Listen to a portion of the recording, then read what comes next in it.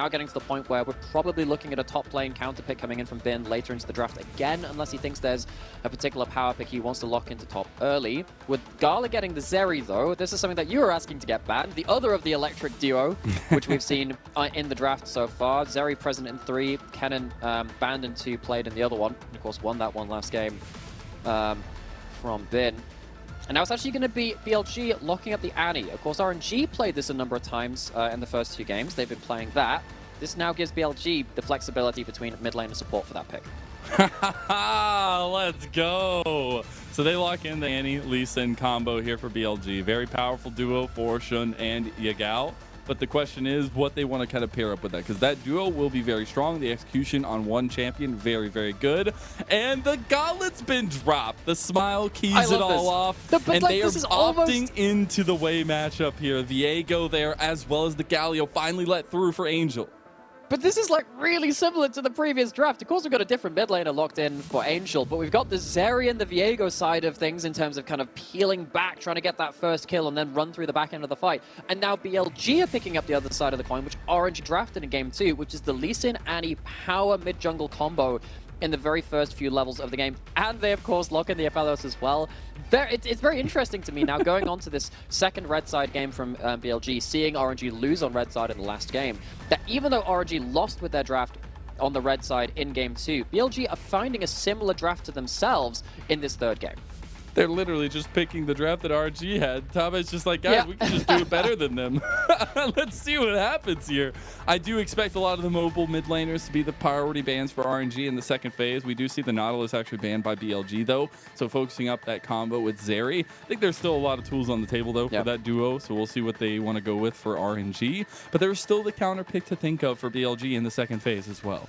Well, I mean, now the Nautilus is banned, now RNG might have to pay attention to maybe banning out the Rakan as well, because the Annie flex pick is great with the Lee Sin in mid-jungle and also very good in the bot lane with Aphelios. RNG can't really assume that it's going to go in either of these lanes at that point. Maybe you have to ban out the Rakan just because the 2 hook champions on the other side have been banned away from BLG, potentially allowing them to lock that. And of course that works for Annie as well, but RNG, I don't think they can be solid in what the second ban is. They're taking their sweet time over it, wondering if they have to go towards another mid, another support, and they do go toward a last support ban instead of double banning the Yagao.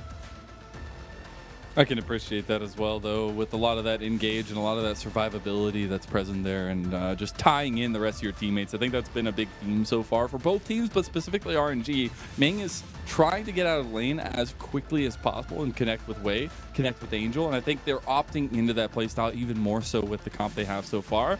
There's still a lot of very strong tools on the table, and there's one of them. It may not be a weapon, but it'll sure hurt good as Bin picks up that Jax.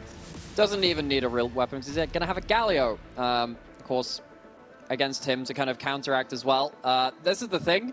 It's like, this is really bold because he sat there going like, okay, I'm going to pick this 1v1 blind pick Jax top lane, and then you're going to have the Galio flying at you as well, regardless of the pick coming through. It's the Malphite coming through, so good luck trying to play anything in those side lanes, particularly with the global of Angel coming out. This is a little bit different from what we see typically, because we normally see a carry topside coming out with the Galio to kind of be able to really just double down on what can happen at that point. Last pick for BLG is going to be flex pick between mid and support.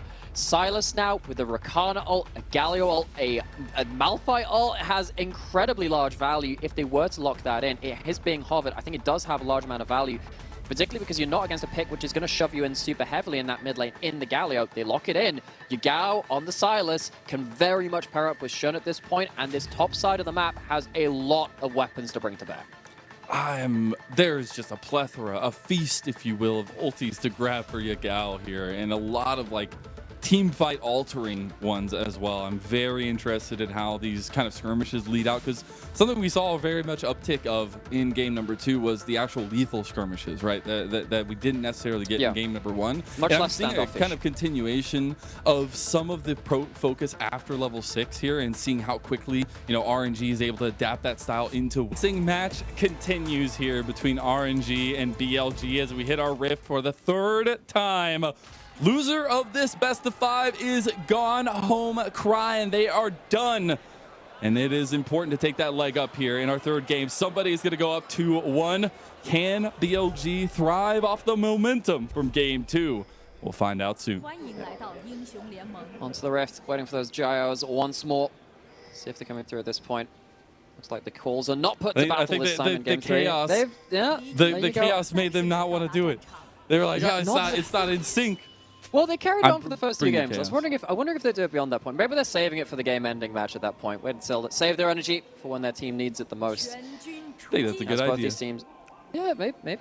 We'll see. I mean, it's and very you cool get to kind the of really see passion fan screams coming through in last. But when you have such historic orgs like RNG or many of our other kind of top branded teams, I suppose, in the LPL, they often come with very vocally loud fan bases as well. So we are very blessed to have the LPL fans out in force in all of these playoff matches. Now going to see Bin walk towards that top side, going to not put a ward down, but literally just sit there and go, hey, I can spot out what you're doing here. He's trying to walk up, use his Counter-Strike. He's like, hey guys, you remember me? Hey, I used to be your teammate. Breathe used to be on this team, but hey, I just want to say hi. And as this Jax, he could just present so much pressure. It's insane. And we actually haven't seen this pick really used recently. It was actually banned away so heavily when he first got reworked and introduced into the patch. And Bin has the gall to take this as a very strong string. So, big thing which happened just there at level 1. Pretty sure Breathe missed all of the melee creeps worth of XP. This is the thing which Bwipo used to do. It's a thing which Ebby used to do back in the LGL and internationally as well. If you have a winning level 1 matchup in top lane and you can zone out your enemy lane before that first wave hits, you can make sure you can keep them away from level 2 very, very early by kind of denying them 3 minions worth of XP. Even if you don't get to farm the first minions, you get XP they don't. That's a big advantage to take. See if that will lead to anything beyond this point. We'll see if he's able to use some of that strength that you're talking about. And now checking in where this early, at least focus, the spot glass is going to be for both junglers. It is opposite side clears now, but a lot of focus from Shun to wrap down to this mid lane that is spotted out though by an early ward from RNG. It is. Level 3s though, very dangerous from Silas Lee Sin, particularly in something like that Galio, who, the thing with Galio is that even when he tries just to auto-attack things, he has an AoE auto-attack, which kind of kills the minions. It's really annoying. You don't really get to freeze the wave at that point. It means that you often end up pushing beyond what you would really like to at that point. So, lucky for him that he manages to get out from what could have been a difficult level 3 gank scenario. Silas, not always the strongest laning champion right now, but Galio gives a bit more of a free laning phase than some. Now it's Wei who's heading back in. Of course, Galio still has CC. There's so much focus mid lane now as well. They just know that getting unlocked in mid lane pays dividends for the rest of the map. That will be a flash that's revisited by RNG. Now, I have to, I'm obligated to say this. Of course, starting off, actually, see what's happening. Better go quick. Bot lane jungle. Go quick. See what happens in these early skirmishes. Level 4 to level 3. At least same with doubles. Oh, that's looking a little bit worse for Shun. He at least has Elf moving up. When getting that early trade, that red buff helping him out, but now we got the re-engage here, and these teams are bloodthirsty early on. Looks like we got 10 wolves on the rift, and 1 kill goes to Elf. You got first blood for BLG, and they're cleaning up a little bit. Gala gets 2 back for his own right, and we've seen Zeri, when she gets gold, what she can do to a game, as maybe another one following down. This early kills helping out RNG, who now have a double buff for Gala. It's 2 for 2, and we got blood everywhere. Yeah, both of these teams signaled very early on, hey, we're fighting around mid-jungle 2v2, blowing these summoners on both sides at that point. It comes down to that fight. And even with the power of Lee Sin, of Silas very early into the game, Wei on the Viego manages to burst out Shun a little earlier into it. And Gala is playing so aggressive We're not to stopping. lure him We're not in. stopping. Wei also He's really trying him. to keep himself. Oh, Ben, don't get baited. Oh, he gets stunned up. CC, the counter-strike, though, is available. Double counter-strike has the leap strike available as well. Shun was coming up here. A nice evade from Ben. Doesn't have to blow that flash, very importantly so. Well called out with that discipline on that one. Oh, we got to go into a pause. Somebody's we'll try and get you as much didn't information on that first. I mean, I think, you know, compared to game 1, we go into this game 3 now, the action could not be more different from what was a very tense standoff at that point. We have so many more tools to fight at this point. And both teams very ready and willing to bring that to bear. We can see that actually before that bot lane river fight was going to start, I was going to say that actually Yagao had started off with a Dark Seal on their Silas. Now what that means is that if you win an early fight, you get yourself a load of stacks. Each stack on a Dark Seal, for those of you that don't know, is 4 AP. And then suddenly you get 2 kills, or a kill and an assist. And then you're getting up to, you know, plus 20 AP from what is a 350 gold item, which already gives you 15 AP from just buying it. So if they had walked away with that early fight, if Gala and Ming had not been there, we already talked about how many good ultimates there were for Yagao to steal at that point, and how he's looking to snowball this game. It could have really got out of hand very early. Very important that they bring that skirmish back to even. And it's also just so important that Zeri, let alone Gala, gets the 2 kills, right? And looked at almost a third and a fourth. But we saw what he did in game number 1 when he got a little lead, right? They visited bot lane, they got him 1 kill in game number 1. Oh, and then all of a sudden he's carrying team fights. But he has a lot of that lead now. There was a little bit of gold given back to BLG, but I'm looking at RNG to keep flexing these muscles now that they have this lead through bot lane. Of course, has felt like AD carries are a good litmus test for these teams in terms of who is going to be winning them. In game 1, despite the fact that Bin had a big lead, Elk was not a factor. Flip that around for game 2, Elk was so far ahead of Gala, and Gala couldn't play the game now. What we need to see is whether this lead onto Zeri then also, that is a blindingly white set of outfits right there. I was just like, wow, let's talk about more like a flashbang by BLG's very bright apparel, which I do like actually. He's got a nice color scheme. I'm a big fan of it. But yeah, if this now transfers into Gala having a huge lead, and then being able to just crowd out Elk in the game, we've seen how that works earlier in the series. Rather. We have. Yeah, absolutely. We did get an update of what's going on. We are in the pause on for BLG. Did report a device issue, so we'll be investigating soon. We'll have an issue resolve hopefully coming very shortly as well. I promise I'm hitting the game button. I don't like to assume what chat is spamming at this point, but if it's a problem with on, I'd like to assume that they just start the game. I'd like to see them off whenever it's a problem with on. He's the one that's ended up reporting this issue. Wow. I didn't know I was with Dad Mara. God, that's a scary thought. Yeah, maybe. I'm not ready for that level of responsibility. Some existential conversations here. Like, wow, I didn't think I had to be thinking about my, you know, I didn't think I'd be thinking about life and the universe and stuff like that.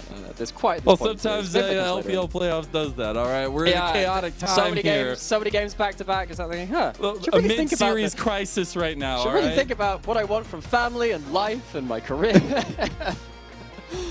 Nice little sports car. Do you wonders? Yeah. I mean, but, you know, I haven't owned a car. I haven't owned a car in years. I've lived in cities for so long now. I've just used public transport. I know how to drive. I live in a city and I have a car. Well, I have public transport for all of my needs currently. So, I see. I see. It's like having a Thresh lantern just everywhere. I'm just like, okay, cool, take that. It's fine. I don't need to do my own mobility. I could actually just functionally not move. Use someone else for that. It's great. You should try it sometime. Try it sometime. All right, we'll see how that happens. Oh, look at that! The button finally worked. We come in with a very low health bin, but we are back on the list. RNG Next BLG. stop, Summoner's Rift. Did you buy see? Okay, we got a replay of what just happened. Okay, so we finally do get to recap what happened down here, and we're talking about the early power of these mid jungles, but it's more than that. It's these AD carries as well. Gala was behind the play, but he's on Zeri. Gets to hop over the wall. We almost saw that become a factor in game 2 when Elk was flying over walls. Very quick replay of that one, though, to show that Gala is now ahead. He entered the play with that Spark Surge over the wall, gets himself 2 kills, gets himself back out onto the map, and it now is around this first dragon timing yet again, which of course has been a point of concern for both these teams. You don't really want to let that go for free. Yeah, and you got to see what that kind of pressure does bring through that bottom lane. I don't want to see them continue flexing through Gala for RNG. They were trying to hover that 4-way, maybe look at that early stacking. I like that revisit to the bot lane here from Shun. Try to get some stabilization down here while Elk has picked up that first kill as well. Yeah. So both these AD carries having resources as opposed to just the one of them that we've seen. 3v3. But both of these teams know how important it is to have the AD carries in a strong point of power. Aphelios can kind of struggle into Malphite as the game goes on, especially Malphite with Rakan and Gala flying over the top. He needs to be absurdly far ahead to survive a lot of these fights. That was very, very close to going very awry. Yagao did not move from mid lane, so it was an unmanned fight from BLG. Luckily, nothing goes any more awry than it already did. Should be a dragon startup from RNG. Yagao is coming through, though. He can steal... Well, you can use the stolen Galio's ult. The villain's entrance, call it in that one. Shintra looking to maybe fly in. Yagao on the flank is really dangerous for RNG. They really don't want to get caught in this fight when they don't have that many flashes to use against the Galio. Trying to look where Angel can use that heroic entrance as well. There's Elf stacking up some shots. He goes red-white, and they've got a good fight as here comes Yagao with that engage, but it means Angel uses the taunt to get out of there. They're stacking up now, though, and Shun gets a kick, and On gets a kill! One goes to Yagao as well, and there's that villain's entrance, and they're looking real evil right now, BLG! They find 2 more kills, and they're looking for more. They're praying for more. They've got the evil genius plan here, and not the NA org. It's BLG that are taking out maybe Gala, who steps up actually. Thought the push from Elf would be a little quicker. It looks like BLG have stalled in their master plan while Breathe has hatched one of his own. At least at the very end of the play, Gala has nothing to fear. Angel is there, bails him out with a teleport under turret. But the big thing about that play, Aphelios, one of the most powerful things you can do before you hit that level 6 mark is do a 3-weapon switch. When you switch to a new weapon, you get the cooldown of that ability coming through as well. You sit on the last amount of your cooldowns for ammo, rather, for your utility. It's a 4-weapon switch. Dustwave into that blinding eclipse, gets the AoE, gets the root, gives the damage for the chase down after that point. Elf sits in a perfect point in his ammunition, and that buys BLG the fight. RNG are right back to it, though. We heard Wei talk about it in one of the intros to one of the games, that it was really just about finding these objective focuses, finding a team composition that is sturdy and stable, that helps combat Shun, the very aggressive jungler for BLG. And while we'll get another trade here, RNG stacking up dragons, the Rift Herald #1 will go over to BLG. So, Bin, left alone in this top side, has been just wailing away on Breathe, and you will get to the point where this... Oh, actually, hold up from that. Got a flash Lightning on Elf. crash, Disengage. bot lane, engage. Nice dodge from Elf. Look at that sidestep, my man! And he's pulling back that Moonlight Vigil, but the Heartbreaker comes through from Wei. Look how much damage he hit that Calibrum. That was Wei's life right before his eyes. Shun goes in. He hits Angel. Angel gets back, though. That kick coming through. BLG are striking back. Jumping into Sentinel turrets with that Calibrum on them is absolutely a one-way trip in a lot of these fights. Even in the 2v3, Elk spots Wei coming down and says, okay, fine, I don't have to flash early. You stood on top of the Sentinel turrets. I get my auto-attack resets. The Calibrum marks being applied. RNG very lucky to actually walk away without getting killed beyond that point. Imagine if On was 1 level higher, if he had his Ignite off cooldown, it could have gone disastrously after that point. So what we do have now is a significant gold lead being built up for BLG, both in, I guess in top lane as Ben is running over the side, the solo lane matchup, but also amongst other parts of the map as well. First Dragon did go to RNG though. For one of the first times in the series, we have kind of a trade between gold lead and objectives. If RNG can pick up the second Dragon of the game, Chemtech Soul will not be on the Rift, as that is that second Dragon spawning. That will be something that they want to play towards, force BLG into them, and maybe into the open arms of Malphite Galio combos, and that is going to be very difficult for Elk to survive no matter what weapons he has. Something important to follow here is Yagao has completed the Everfrost, first mythic item on the board, and they've used it to CC down Ming. He gets out that heroic entrance, saves the day from Angel. Flash comes out from Shun, backing up here. Now they try to re-engage. Flash returned from Angel. How different does this team of BLG look when they have a proactive mid-jungle that can help their hyper carries in Elk and Bin in top and bot lane get to the points they need to be. On doesn't have flash, needs to be a little bit afraid. Yagao's here as well. That might dissuade RNG a little bit, but Yagao gets a huge Everfrost there. I know you don't like that item, Nymaera, but at least it saved his life right there. Now, the thing is, in this game, for this Sylas, I think it is incredibly valuable, because what it does is it gives you an early spike of power, and as Sylas is always dashing into the enemy team, gets a lot of value from it. Once that early CC in a lot of these games. If he was sat on a Rod of Ages, he could not be making these plays right now. very valuable for BLG, and they're sitting around this bottom turret, but Elk Elk has steps gone up out. way too far. He goes down easy as now the resets come through for Wei. He has the Gravito, might be able to get a little bit of something here, but can't get the chase down. 2 quick kills. It's returned by Ming going down, but that's RNG striking back themselves.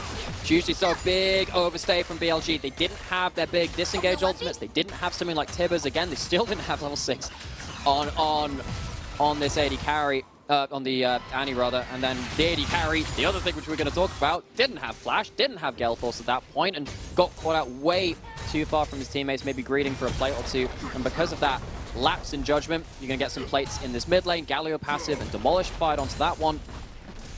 BLG, for all their hard-earned efforts in these skirmishes, falling behind a little bit from where they were in the game previously.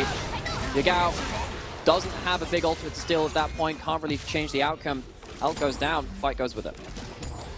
The thing that's terrifying me right now, even though BLG have a lot of something to write home about, I guess, early on of this game, it is very difficult to see something coming up against Gala here, because 3-0 on the Zeri, we saw what he did with advantage in game number 1, and I'm expecting much of the same here if you start hitting those item spikes. Elk himself, he has this Gale Force spike now, but we're getting that spike now coming through, at least first item for Gala, and we're looking to RNG continue to utilize this, while Yagao and BLG, they're trying to pick him out.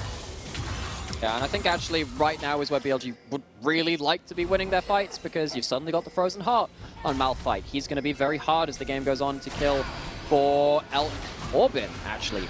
That can be a very difficult champion to take down, and there's so many things to combo up in front of him. Yagao is now the one in that sideline matchup, I think importantly so, because of course he's itemized towards armor. Yagao's doing that magic damage towards him. BLG, they do not want to be falling behind, particularly on Elk. He needs all the stats and items he can get to be relevant in this game and survive the engage.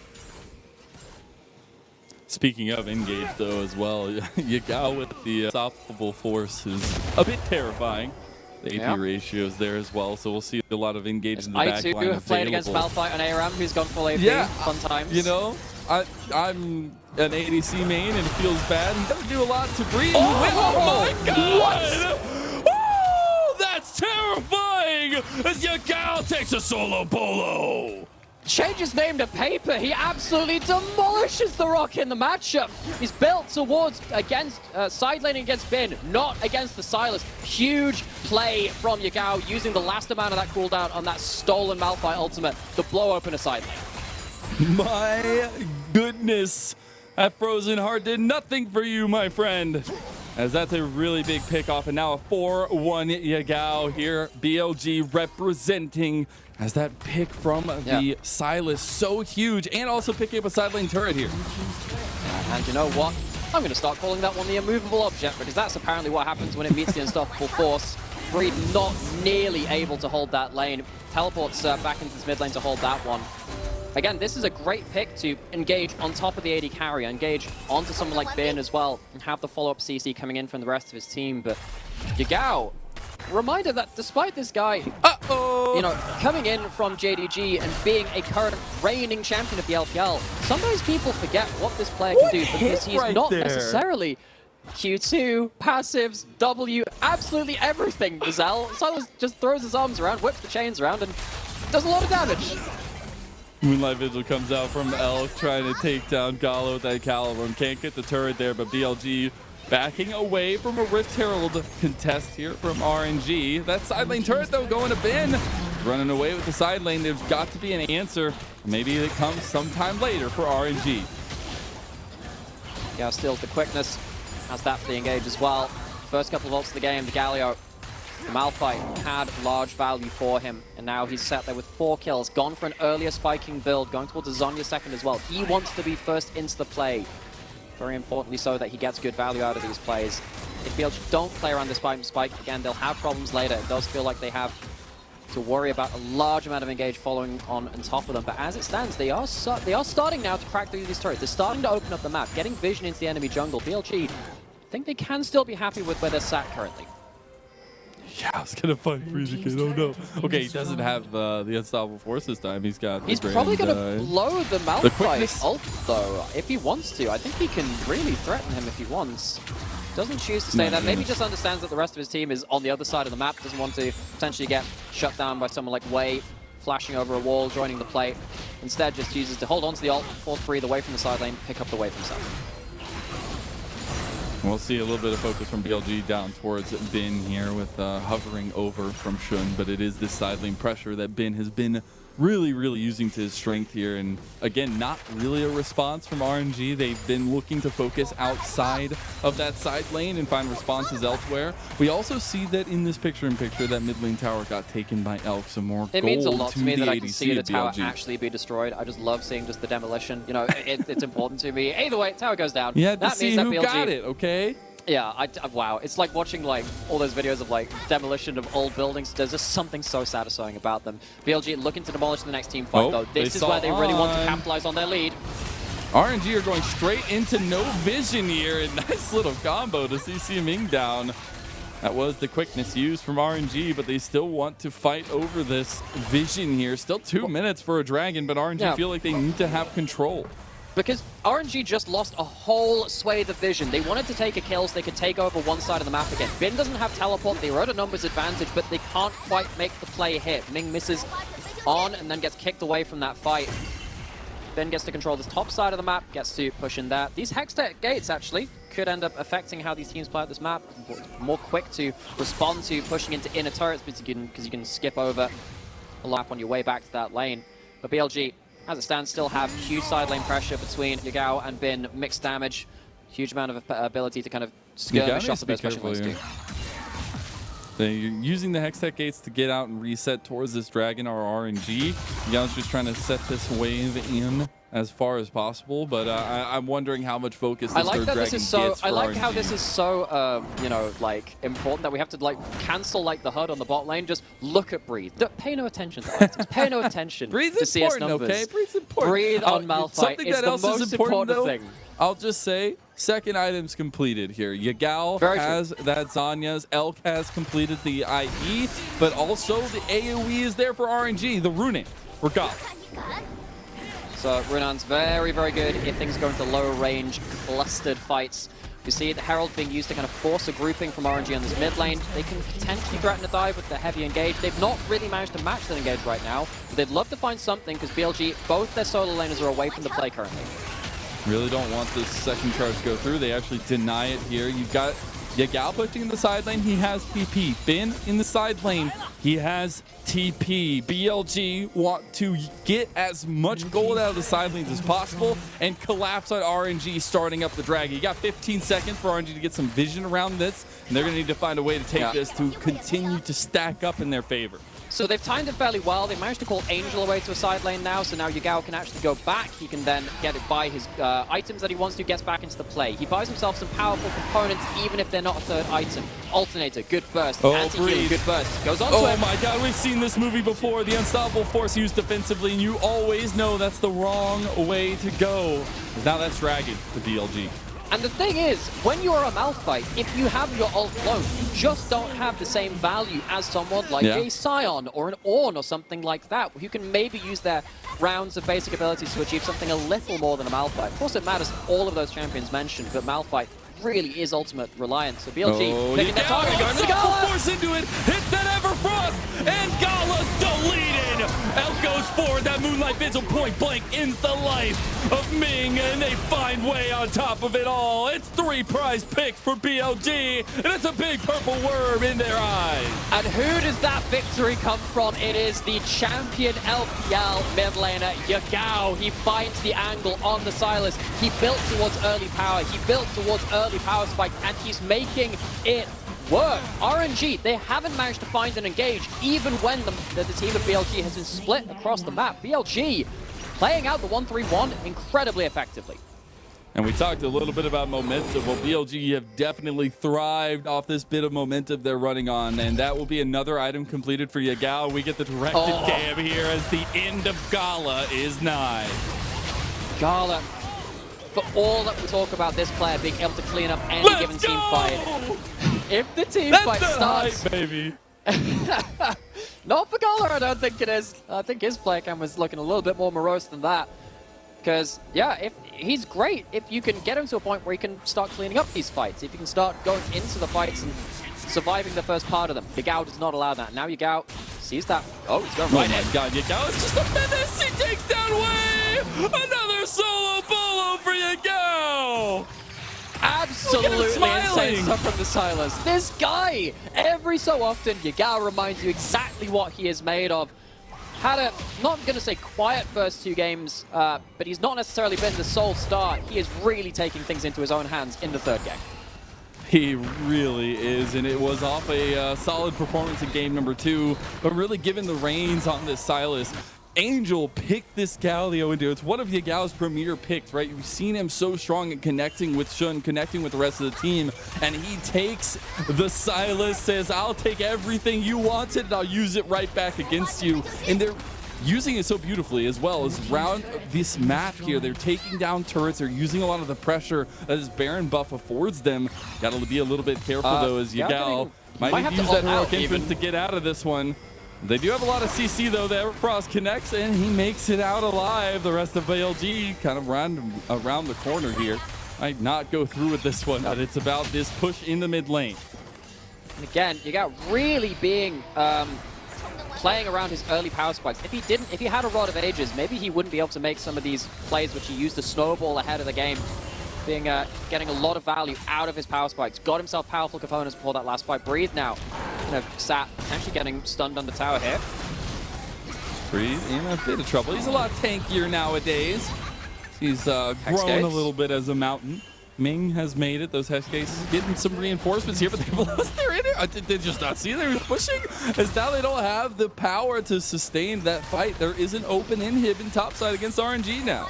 Well, the problem with this is that we rarely see it now, but this is a 1-3-1. We see 1-4 a lot of the time. Gala trying to split something down, but BLG, they've made it so hard for them to be shut down on side lanes or in their main group. You can see that my goodness. Using his ultimate. Calibrum, when he kind of fires out his Q and his ult, basically gets a free auto attack after that point, and he has 2.5 items.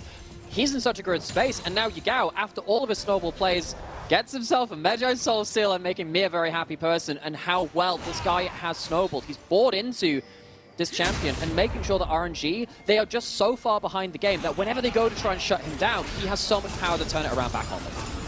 And again, I know you said it, but we have to remind everybody every time. This guy was literally the champion of summer 2022 in the LPL for JDG, right? He has separated himself from that title legacy and made a new home on BLG. And while I feel like there wasn't a lot of big strengths shown by Yagao early on in BLG season, he really came into his own and became a rock for them midway through into the late game push. And I really think he's really turning on for this one, specifically to make sure that RNG can't play around their mid lane. With Duct almost landing onto Ming, and again with 4 very early items, he's 2.5 items ahead of Angel on the other side on this Galio. And as soon as we saw that hover of the Silas' last pick, we've kind of all internally cringed a little bit for RNG, going, that's a really good Silas angle. And I think the fact that we were talking so much about Yagao, and we're not talking about how Elk has been dying in team fights, or how Bin has had to face a Malphite in a side lane, is really problematic for RNG. If they had managed to make this game around just jumping onto Elk, just stopping Bin in a side lane, this would be a much more pleasant experience for them. As it stands though, they just can't ever get to the point where they can now fight in grouped up fights. They've missed their chance at the grouped up fights when BLG fought to their strengths. And now you're getting to the point where it does feel like RNG, they're waiting on just one miracle misstep from BLG. Of course, 1-3-1 still very hard to play out, but they're waiting on mistakes rather than being able to have a lot of opportunities created by themselves. And the thing is RNG were actually doing a pretty good job of playing around those factors early on in this game, right? They were trading objectives, they were looking cross map, they were trying to play away from Bin, who had so much strength in the side lane. But now, you know, taxes come to bear, right? You have to pay up at some point, and you've got to be able to get these fights. And now we've gotten 2 dragons in a row for BLG. 4 stacked Hex dragons is going to be terrifying in its own right. We do have this side lane tower falls for RNG, but it's about the question of how do they find a way back in to have some stability on the map. It's great that you mentioned those Hextide Dragons, actually, because of course they give attack speed and they give some ability haste, which is reduces your ability cooldowns. Now, there are very few champions in the game which want that more than Jax, and you've also got even champions that auto-attack block like Sylas, and Aphelios also uses his attack speed a fair amount in between him, weaving out different things. BLG, very good comp for them to be stacking up just the base dragons, never mind the fact that they're also denying RNG the Hextech Soul, which is one of the very strongest in the game. Of course, again, we have talked about how BLG, they very much can mess up at any given point. This game's not over. They've done a great job of denying RNG opportunities so far. But they need to be able to break the base. They've taken one hit turret on that top side. That's why they're hanging around this Baron. But they don't want to be sat on the Baron is the problem now because of, again, that ample engage from RNG. I will just say Gala has completed the third item, Navori Quick Blade there, so a little bit more damage to the tank for Gala. As we see a setup in this choke point, if Shun finds a big Dragon Rage kick, it could be huge, but it's all about this buying of time right now, as the side lane definitely goes in favor of BLG.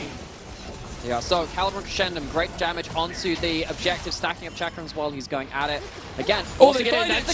He tries to go in for the Dragon Rage, he can't get it. The quickness comes back through from Ming. Angel getting very low. Look at those chakrams coming out from Elk. Bin has found a flank here, but can't get the counter strike. Goes right back in, one bubble combo! Big heroic entrance though from Angel and RNG. Gala's fighting that Blink's breath, but it doesn't matter! BLG wiped the floor with RNG. That's an ace, a triple kill for Elk, and a monumental lead for BLG in Game 3. In such a different fashion from their first victory, BLG will take a second Nexus in this round 2 playoffs match. They are versatile, they are strong, they are intelligent, and they're hella good playmakers. Yagao leading the charge in Game 3. They have come alive in this series, bucking off the momentum here. 2 games in a row, and in the way they did it, it was strength through the jungle. It was carry from out, but Yagao, man, he said, I'm tired of nobody saying I'm stepping up, and he made this Sylas pick work out so beautifully. They saved the best for last in the draft, and it definitely worked out. And when you are in a league like the LPL, when you are facing off against players like Rookie, Knight, Xiaohu, even players like have stepped up really heavily this split, like Fofo or something like that. Scout, who is the MVP. You sit there as someone like Yagao and you go, you know, when is my name considered? Games like that make him be considered for the skills which he has. He really ended up warping that game. This game could have very easily been about the Aphelios dying in team fights, or this Jax being shut down by a Malphite that was counterpicked to them. The fact that Yagao could kind of just take his own victories and turn the game into a story about him, very important for BLG. And it's such a different story now from either of our first 2 games. Each first game which we've had from these first 3 that have come through have had a completely different draft. They've had different ways that they've played out. Despite there being early game tools in each of the games available to them, the way it's evolved from that point has given the teams a lot of different ways to display their skill sets. I will just say, though, a majority of BLG's side of the draft here in Game 3 was taking a lot of the major pieces that RNG was using in Game number 2. So I love the fact that, you know, we have all the drafts coming down to this way, but it was, you know, kind of BLG saying we can perform on this pick better. We can perform on this comp better. And it really worked out for them because from the get-go, we had these teams just punching each other upside the mouth, but it was, you know, a lead that was developed for RNG at the bot side that didn't really come to fruition in the end. Gala wasn't able to find those big moments on the Zeri like he did in game number 1. And Elk on the other side showed that Aphelios is still something to be feared here in this series, even though we didn't see it in the previous games. Yeah, for sure. I think in that game, the difference was that because BLG got ahead, they could stop RNG from positioning much more aggressively and then looking for the engage. Instead, actually, Aphelios gets to stand a little bit back and fire the ultimate over, particularly when he's got rifle turrets, particularly when he's got that caliber or something like that. Even just the ultimate from an Infernum is enough in this game. Elk does walk away with a huge amount of damage. The damage graph is going to be very skewed in this game, though, because most of the time, compared to other games in this current meta, this game was completely about side lanes. It was 1-3-1. There weren't that many huge fights. It was lots of singular pickoffs. It was one pickoff around an objective or Yagao doing something in a side lane. The only time we saw big damage was that very last team fight, which I'm going to imagine about 7,000 of Elk's damage came from. It was a huge amount of damage coming across there. It was insane, but Again, the presence on this graph doesn't show from Min, but man, winning that side lane so strongly, we've talked about it multiple times. Very true. Just gives so much pressure relief to the rest of the team. And I think being able to play around that was so big. Yagao even switching it up on Breathe and taking him out in the solo kill. I think we just had such a great holistic performance from BLG. And it's going to be difficult now for RNG to find a response. I feel like they need to find a little bit more strength through the holistic team fight again and go back to that game one style. And I'm sure many people who've watched League of Legends for a number of years will remember the great 1-3-1 teams of the past. We haven't seen that for a while. Really want to stress, playing out a game as cleanly in a 1-3-1 as this from BLG is a very rare thing. That's an exciting game 3 for them. It absolutely is. We'll see what happens in game number 4, though. Can RNG bounce back off the ropes